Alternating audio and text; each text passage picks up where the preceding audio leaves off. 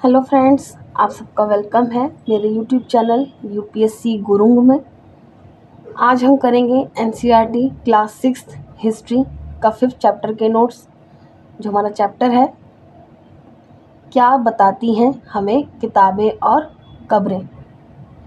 NCERT बहुत important है UPSC के नज़रिए से भी और स्टेट पीसीएस के नज़रिए से भी। अगर आप लोग एनसीईआरटी अच्छे से कर लेते हैं तो बहुत अच्छा है, क्योंकि 15 से 20 क्वेश्चंस जो हैं वो हिस्ट्री से ही आते हैं और उसमें से 5-6 क्वेश्चन डायरेक्ट कभी कभी एनसीईआरटी से ही पूछे जाते हैं। इसमें हम बात करेंगे वेद के बारे में। वेद संख्या में 4 हैं: ऋग्वेद, सामवेद, यजुर्वेद और अथर्ववेद। इनमें सबसे प्राचीन जो वेद है वो है ऋग्वेद, जिसकी रचना लगभग 3500 वर्ष पूर्व हुई थी। ऋग्वेद में 1000 से अधिक प्रार्थनाएं हैं, जिन्हें सूक्त कहा जाता है। सूक्त का मतलब है कि अच्छी तरह से बोला गया। ये सूक्त विभिन्न देवी देवताओं की स्तुति में रचे गए हैं।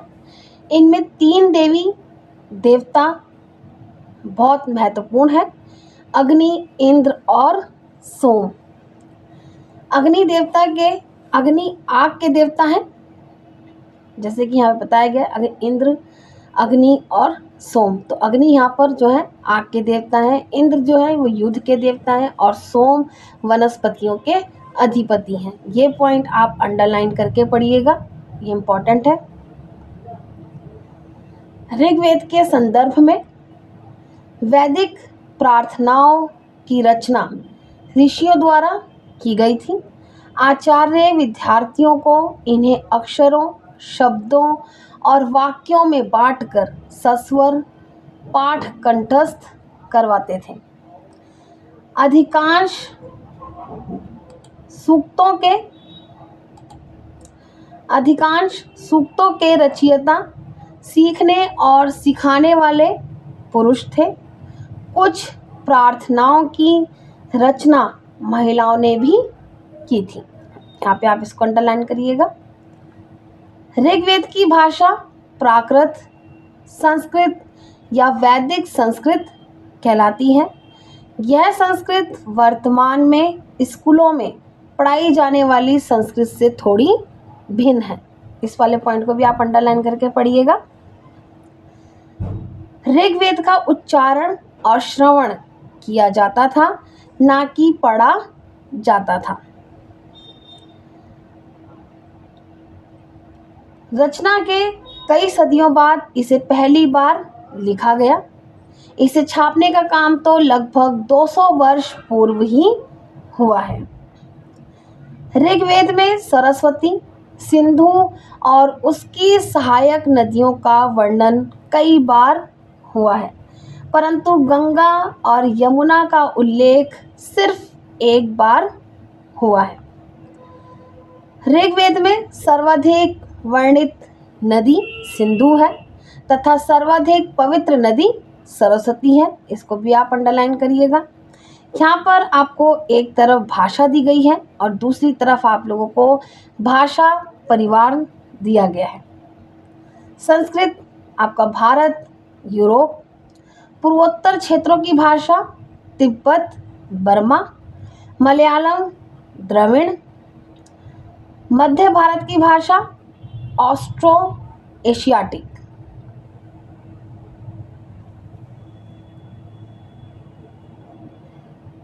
संस्कृत भाषा भारोपीय भाषा परिवार का हिस्सा है। भाषा की कई भाषाएं जैसे असमिया, गुजराती, हिंदी, कश्मीरी और सिंधी, एशियाई भाषाएं जैसे फारसी तथा यूरोप की बहुत सी भाषाएं जैसे अंग्रेजी, फारसी, जर्मनी, यूनानी, इतालवी, स्पेनिश आदि। यहाँ पे इस होगा। इस परिवार से जुड़ी हुई हैं।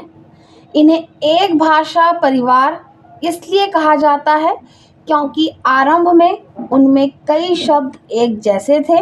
उदाहरण के लिए मातृ संस्कृत, माँ हिंदी तथा मदर अंग्रेजी का शब्द है। ठीक है, तो ये नोट्स मैंने अपने हाथ से ही टाइप करके बनाए हुए हैं ताकि आप लोगों को राइटिंग समझने में कोई दिक्कत ना हो। तो प्लीज़ आप लोग इसको ज़रूर पूरा देखिए, तभी आप लोगों को चीज़ें इसमें अच्छे से समझ में आएंगी।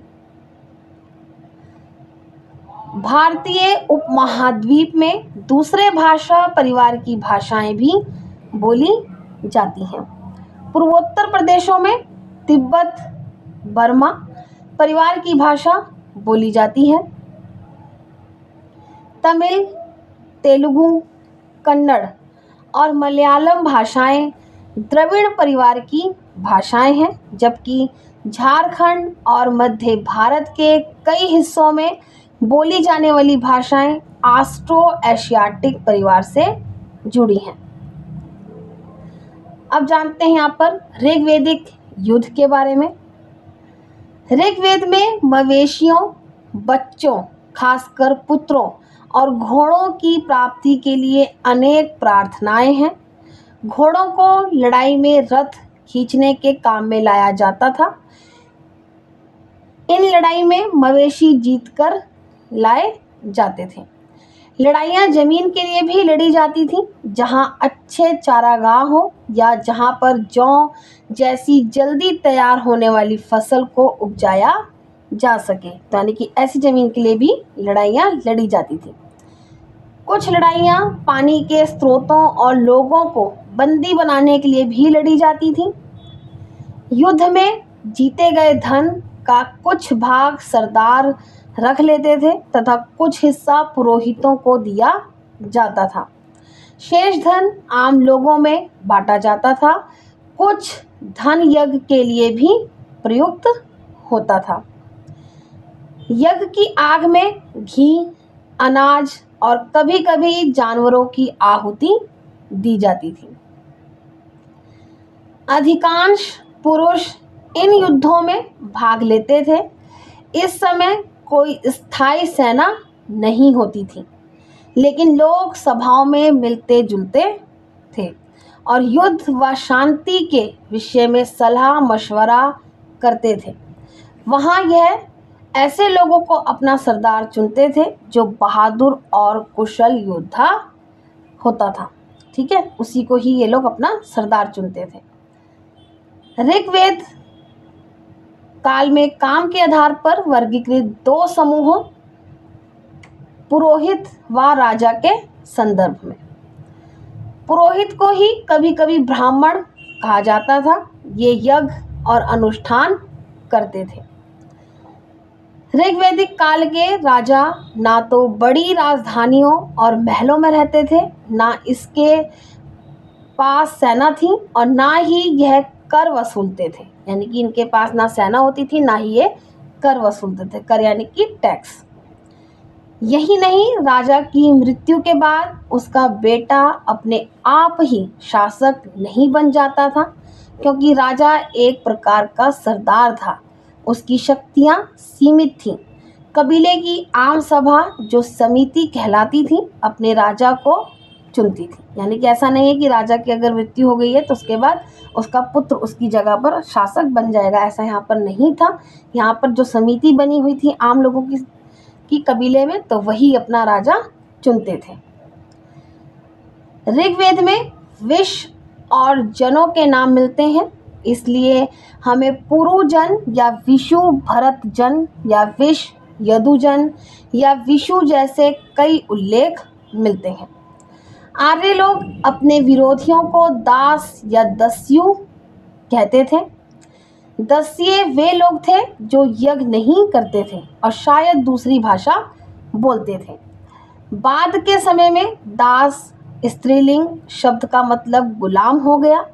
उन्हें उनके मालिक की समाप्ति माना जाता था। जो भी काम मालिक चाहते थे वे सब उनको करना पड़ता था। यहाँ पे एक नोट है, उसको आप नोट करिएगा और यहाँ पर इस चीज़ इसको भी अंडरलाइन करिएगा, इस वाले पॉइंट को। बाद के समय में दास स्त्रीलिंग, ये वाला। अब नोट है, जिस युग में उपमहाद्वीप के उत्तर पश्चिम में ऋग्वेद की रचना हो रही थी, उसी समय कुछ अन्य जगहों पर महापाषाणिक कब्रें बनाने की प्रथा का विकास हो रहा था। नेक्स्ट है महापाषाणिक कब्रों की प्रथा के संदर्भ में। कब्र बनाने के लिए बड़े बड़े पत्थरों का प्रयोग ही महापाषाण कहलाया। ये शिलाखंड दफन करने की जगह पर लोगों द्वारा बड़े अच्छे ढंग से लाए गए थे। महापाषाण कब्रें बनाने की प्रथा लगभग 3000 वर्ष पूर्व शुरू हुई।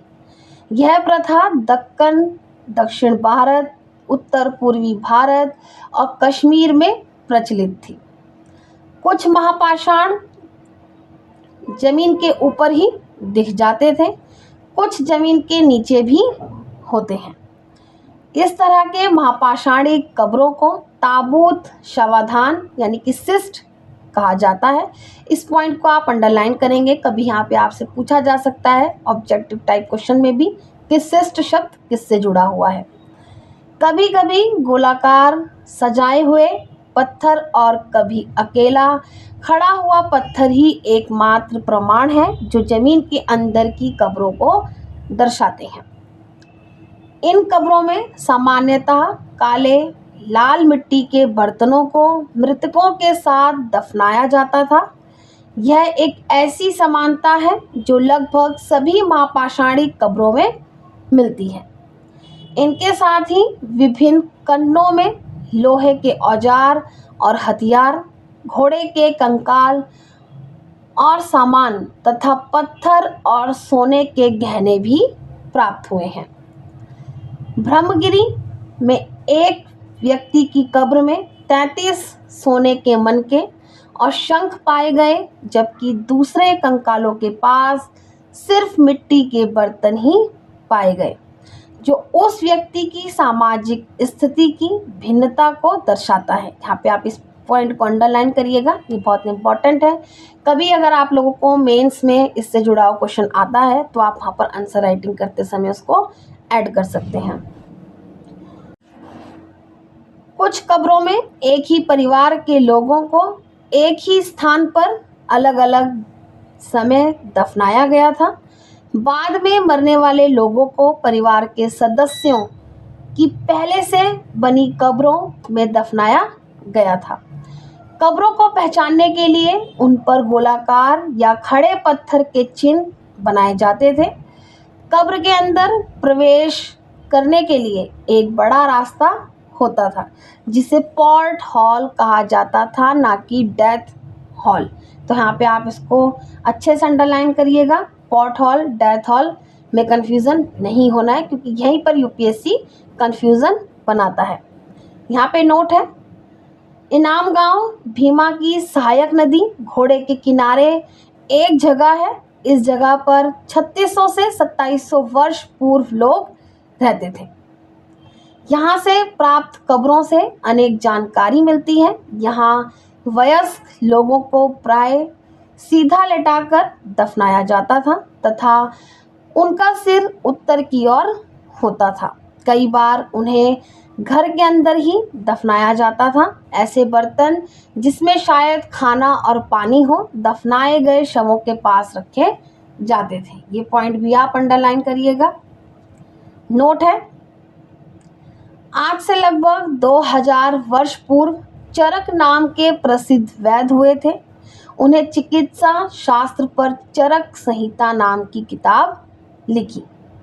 ठीक है, यहाँ पे आप ये नोट अच्छे से अंडरलाइन करिएगा। चरक नाम के प्रसिद्ध वैद्य थे और चिकित्सा शास्त्र पर चरक संहिता नाम की किताब उन्होंने लिखी थी। वे कहते हैं कि मनुष्य के शरीर में 360 हड्डियां होती हैं, जो आधुनिक शरीर रचना विज्ञान की 206 हड्डियों से काफ़ी ज़्यादा है। संभवतः चरक ने अपनी गिनती में दांत, हड्डियों के जोड़ और कार्टिलेज को जोड़कर यह संख्या बताई थी। यहाँ पे आप लोगों का 5th चैप्टर फिनिश होता है इसके नोट। आप लोग प्लीज़ इसको नोट करिए, ये इम्पॉर्टेंट है। कल हम देखेंगे राज्य, राजा और एक प्राचीन गणराज्य के नोट्स। ये सारे नोट्स मैंने अपने हाथों से टाइप किए हैं ताकि आप लोगों को दिक्कत ना हो राइटिंग समझने में। तो प्लीज़ आप लोग अच्छे से तैयारी करते रहें और चैनल को सब्सक्राइब करें, शेयर करें, ताकि सब मिलकर अच्छे से तैयारी अपनी करते रहें। मिलते हैं कल नए चैप्टर के संग, तब तक के लिए आप सबको मेरा बाय बाय।